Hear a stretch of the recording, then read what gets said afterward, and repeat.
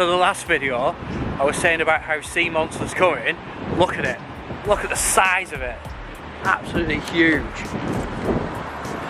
And honestly, the camera doesn't show you how big it actually is. It's huge. Sorry if it's a bit windy as well. So at the minute, it's hung up by a crane, but it's too windy.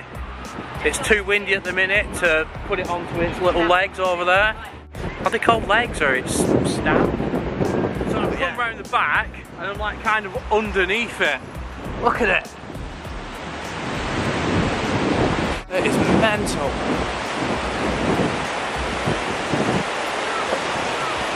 That is crazy.